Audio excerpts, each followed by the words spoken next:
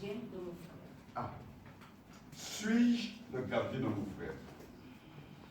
Nous allons prendre le texte de référence, c'est Genèse 4, versets 3 à 9. Au bout de quelque temps, Caïn fit à l'Éternel une offrande des fruits de la terre, et Abel de son côté en fit une des premiers-nés de son troupeau et de leur graisse. L'Éternel porta un regard favorable sur Abel et sur son offrande, mais il ne porta pas un regard favorable sur Caïn et sur son offrande. Caïn fut très irrité et son visage fut abattu. Et l'Éternel dit à Caïn, pourquoi es-tu irrité et pourquoi ton visage est-il abattu? Certainement, si tu agis bien, tu relèveras ton visage. Et si tu agis mal, le péché se couche à la porte et ses désirs se portent vers toi. Mais toi, domine sur lui. Cependant, Caïn adressa la parole à son frère Abel. Mais comme il était dans les champs, Caïn se jeta sur son frère Abel et le tua. L'Éternel dit à Caïn, où est ton frère Abel?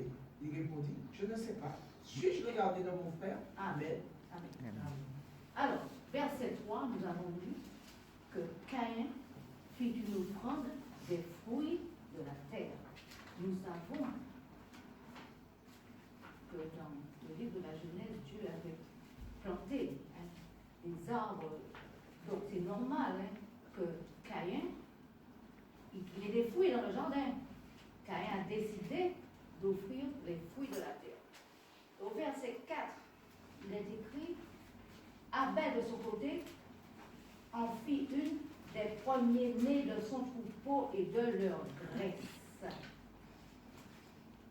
Nous avons vu en Genèse 3, verset 21, dis pour moi s'il te plaît.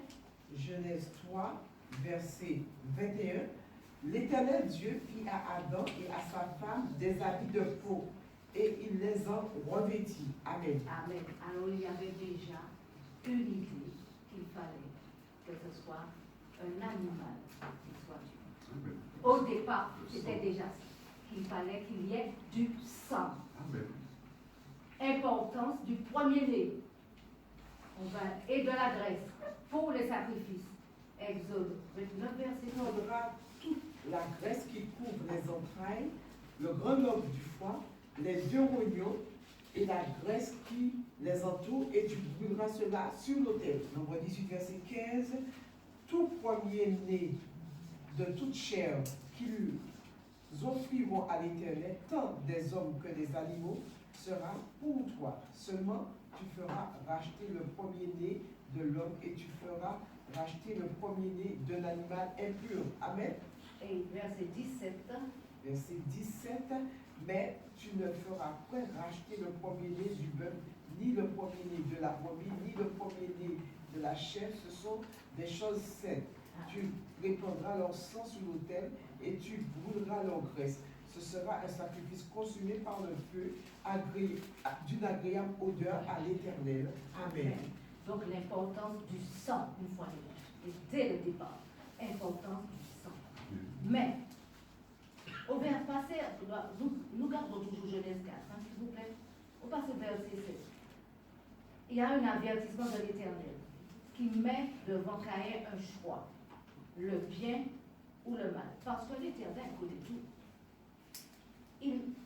Au départ, j'ai épluché le début de la Genèse. À aucun moment, quand la Bible parle de Caïn, il ne parle pas que c'est un homme méchant. Et là, sa méchanceté éclate au grand jour. L'Éternel, connaissant tout, savait déjà que c'était un homme méchant. Alors, il dit, le péché se couche à la porte. Le péché se couche à la porte. Mais toi, domine sur lui.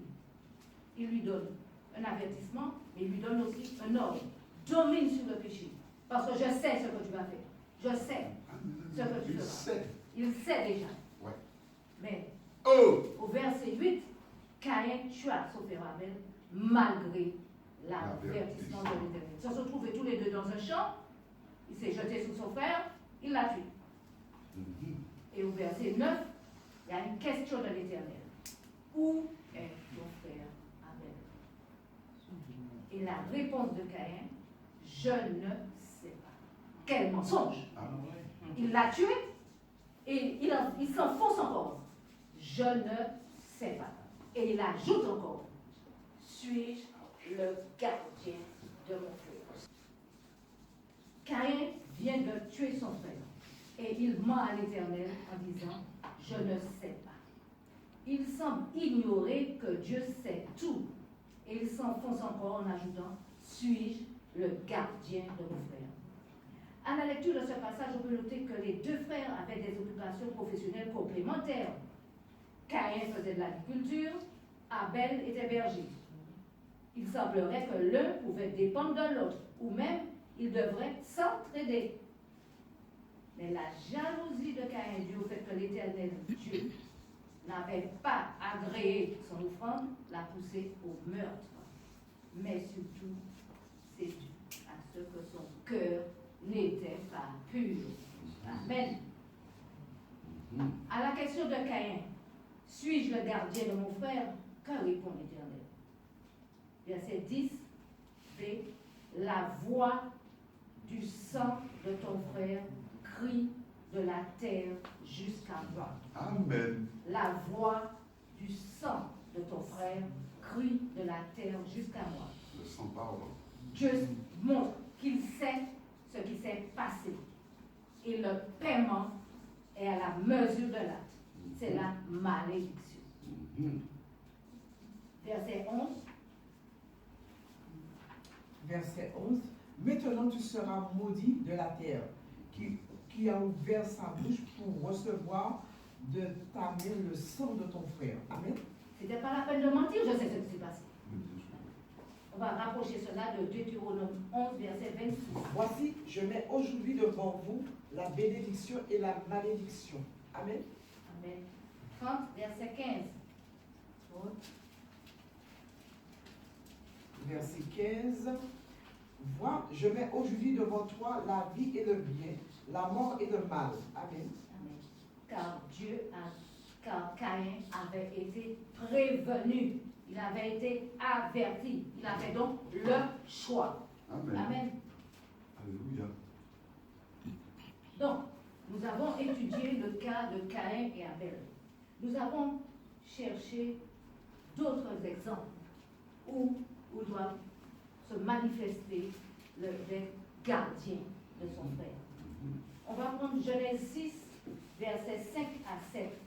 La méchanceté de l'homme et Dieu regrette de l'avoir cru. Alléluia. Genèse 6, versets 5 à 7.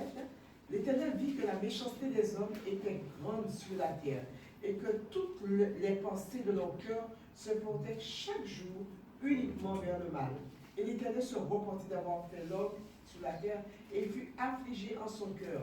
Et l'Éternel dit, j'exterminerai de la face de la terre l'homme que j'ai créé, depuis l'homme jusqu'au bétail, aux reptiles et aux oiseaux du ciel, car je me repens de les avoir faits. Amen. Verset 8. Verset 8. Mais Noé trouva grâce aux yeux de l'Éternel. Amen. Au moins quelqu'un sort du lot. Noé, le juste. Verset 13. Verset 13. Alors Dieu dit à Noé, la fin de toute chair est arrêtée par devers moi, car ils ont rempli la terre de violence. Voici, je vais la détruire avec la terre. Amen. Dieu décide de détruire tout ce qui se trouve sur la terre. Mais, malgré tout, il établit une alliance avec Noé. Verset 18. Verset 18. Mais j'établis mon À alliance. 21, 18 à 21. Genèse 6, verset 18 à 21. Mais j'établis mon alliance avec toi. Tu entreras dans l'arche. Toi et tes fils, ta femme et les femmes de tes fils. Toi, prends de tous les aliments que l'on mange et fais-en une provision auprès de toi, afin qu'ils te servent de nourriture ainsi qu'à eux. Amen. Et pendant 120 ans, Noé n'a cessé d'avertir ses compatriotes de changer de comportement. Mais en vain, Noé le juste s'est montré gardien de ses frères. Alors, les compatriotes de Noé n'ont pas voulu entendre et comprendre ce qu'il disait. Et voilà le résultat, le déluge. Noé avait prêché la repentance sans aucun succès. Et ses contemporains furent détruits lors du déluge. Eh oui. Seules 8 personnes, Noé et sa famille, furent sauvées. Nous pouvons faire un parallèle avec Jean le Baptiste, qui, lui aussi, n'a cessé de prêcher la repentance et même le baptême de repentance, qui est un acte grâce auquel on abandonne son ancienne vie pour adopter une nouvelle vie. Et cela, lui, Jean-Baptiste, s'est montré gardien de ses frères. Gardien de ses frères. Donc, on a fait un enjambement Noé, Jean-Baptiste, le Nouveau Testament. Exode 2, versets 11 à 14. Nous avons fini avec Genèse 4. Hein? Exode 2, versets 11 à 14. En ce temps-là, Moïse, devenu grand, se rendit vers ses frères. Il fut témoin de plusieurs de leurs pénibles travaux. Il vit un Égyptien qui frappait un Hébreu d'entre ses frères. Il regarda d'un côté et d'autre et voyait qu'il n'y avait personne qui tua l'Égyptien et le cacha dans le sable. Il sortit le jour suivant et voici 2 Hébreux se querellaient. Il dit à celui qui avait tort, pourquoi frappes-tu ton prochain?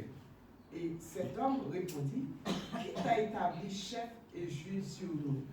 Penses-tu me tuer comme tu as tué l'Égyptien? Moïse eut peur et dit, certainement la chose est connue. Amen. Amen. Alors, il tue un Égyptien, Moïse, qui frappait un Hébreu. Ne pas oublier qu'à cette époque, Moïse habitait dans la cour du Pharaon. Et pourtant, il prend la défense d'un Hébreu, de quelqu'un de son peuple. Mais 2 Hébreux se bagarrent, au verset 13, et à sa question, pourquoi frappes-tu ton prochain? Il a une réponse lapidaire au verset 14. Reprends-moi le verset 14, s'il te plaît. Verset 14. Pourquoi frappes-tu ton frère? Et cet homme répondit, qui t'a établi chef et juge sur nous? Qui t'a établi chef et juge sur nous? Moïse se sentait gardien des enfants de son peuple. Dans Exode 32, nous savons que les Israélites ont commis une faute énorme. Ils se sont fabriqués un veau d'or et depuis ils ont déclaré au verset 4b, voici ton Dieu qui t'a sorti d'Égypte. Relis-moi ça s'il te plaît. Exode 32, verset 4b. 4b. Voici. Et il dit, Israël, voici ton Dieu qui t'a fait sortir du pays d'Égypte. Amen. Mais Moïse, à qui l'Éternel avait confié ses gens, pour qu'ils prennent enfin possession de la terre promise, implore l'Éternel, versets 11 à 13, toujours 32. Exode 32, versets 11 à 13. Moïse implora l'Éternel son Dieu et dit, pourquoi, ô Dieu, ta colère s'enflammerait-elle contre ton peuple que tu as fait sortir du pays d'Égypte par une grande puissance et par une main forte? Pourquoi les Égyptiens diraient-ils, c'est pour leur malheur qu'il les a fait sortir? C'est pour les tuer dans les montagnes. Alors, il demande pardon pour le peuple. Il va encore plus loin, au verset 32, et il dit au verset 32, pardonne maintenant leurs péchés, sinon, efface-moi de ton livre que tu as écrit. Ça, c'est du double. Franchement, il s'adresse à son Dieu, il s'adresse à Dieu, il dit, pardonne-leur leurs péchés, sinon, si tu ne le fais pas, ça c'est tant pis pour toi. Tu m'effaces, je ne fais plus partie de ta maison, je suis plus ton enfant. Ça, c'est vraiment extraordinaire de pouvoir dire ça à son Dieu. Et pourquoi il est capable de dire ça? Parce qu'il a confiance en son Dieu. Amen. Il a confiance. Donc, il fait corps avec ses frères qui ont péché. Et Amen. Dieu Amen. pardonne. Amen. Et Dieu pardonne. Et Dieu Là aime encore, cela. Moïse s'est montré le gardien de ses frères. Amen.